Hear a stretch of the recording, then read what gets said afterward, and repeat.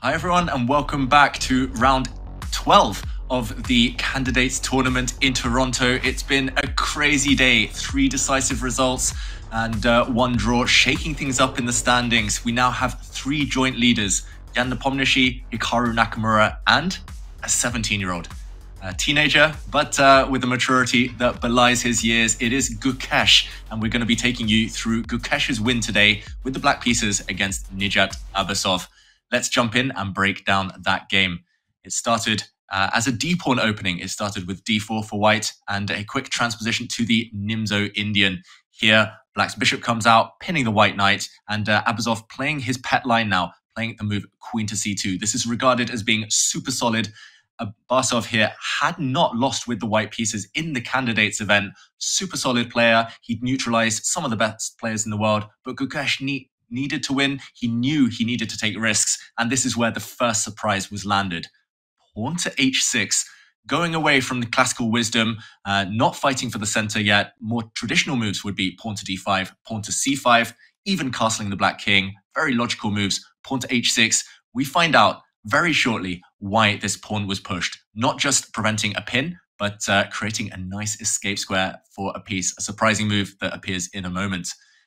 We saw knight to f3, Abasov playing very kind of classically here, just developing his pieces towards the center. Black finally fights for that middle ground and now threatening to take on d4 and developing his piece to the edge of the board. Gukesh, he is aiming to capture towards the center and to activate the black knights. We saw a fianchetto from Abasov, and now after knight to e4, this was just the beginning of Gukesh's preparation. This is a pin. Perhaps here, Abasov, if he wanted to be solid, he could have played a move like bishop to d2, avoiding the pawn structure being fractured on the queen side, but it would have come at the cost of the bishop pair, something he was reluctant to do. So instead, he simply castled and allowed what happened on the queen side here. Knight takes c3, and we'll talk about these pawns a lot throughout the rest of the game, but they were an eternal weakness for white. The black bishop now dropped back, and despite being significantly behind in development here, Gukesh has the best minor piece. This black bishop is the star of the show. It actually survives till the end of the game, and we'll talk about that piece too as things continue. But it was pawn to e4, and for me, this is mind-blowing. Talking about the shift in generations in chess, talking about how computers, engines have affected things, I don't think any human 20 years ago would have predicted black's move here. It almost made me leap out of my chair. Knight to h7. What are you asking? Why would a knight land on h7? A very good question. It is preempting white's next move. Pawn to e5 will land pretty much no matter what, attacking the black knight, driving it away anyway. And as was pointed out during the commentaries today, a move such as pawn to d6 would look logical, but after e5, nonetheless, actually here, white is suddenly left with one of the best minor pieces. The white knight is forced over to the side of the board it wants to sit on, the queen side, from where it would kick away this beautiful black bishop on the outpost. So instead of this, knight to h7, and we see how the game continued after Gukesh retreated, pawn to e5 anyway, and rook to b8.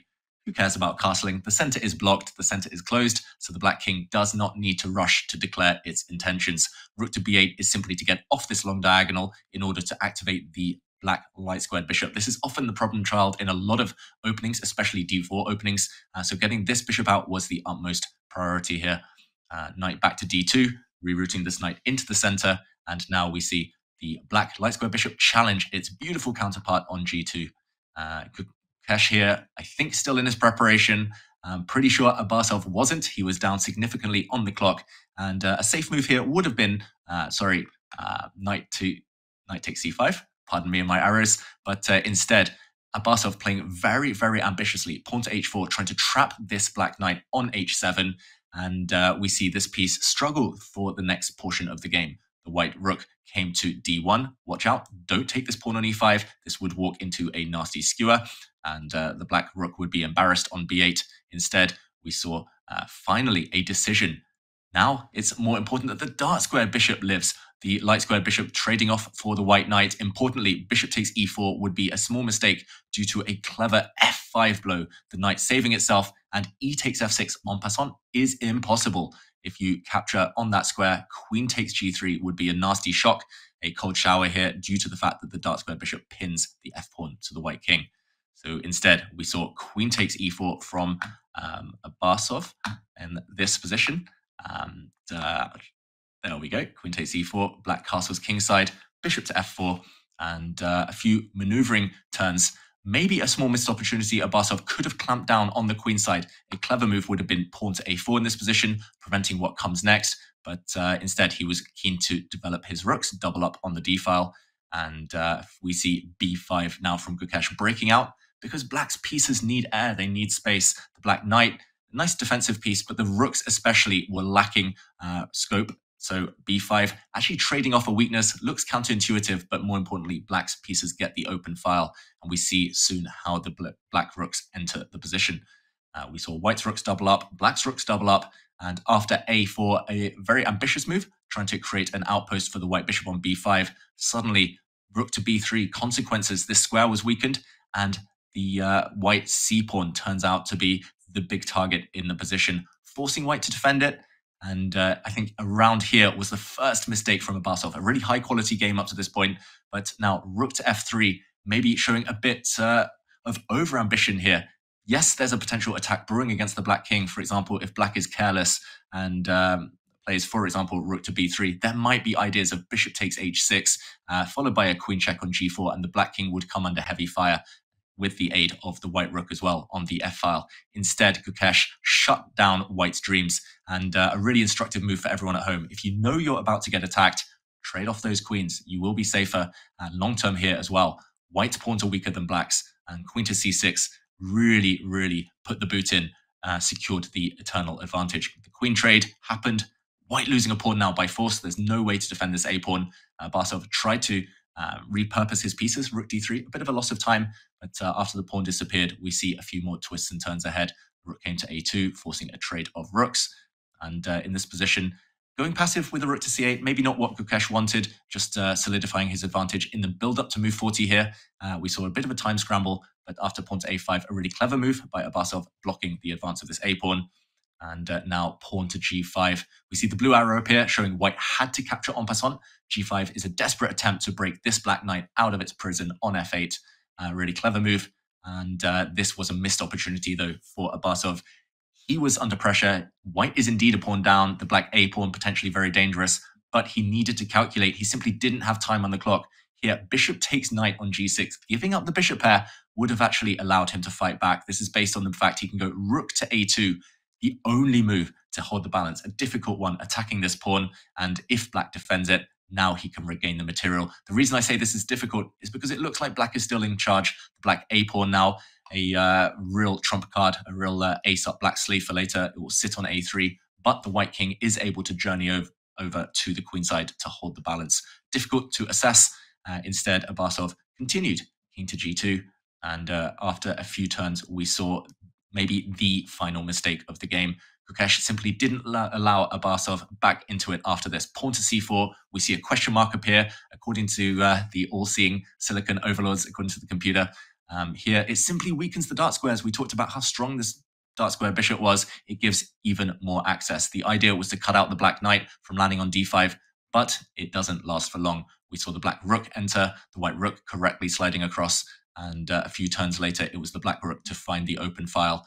Here, reaching move 40 was the key, and Gukesh on the brink, on time trouble here, played rook to d3, by far the strongest move, and Abasov was not able to find any counterplay for white. It becomes very one-sided now. Incredibly, there's still a way to fight on. It's not easy. White is facing an uphill struggle, but king to g4 apparently was the way to create counterplay, allowing the queenside to fall.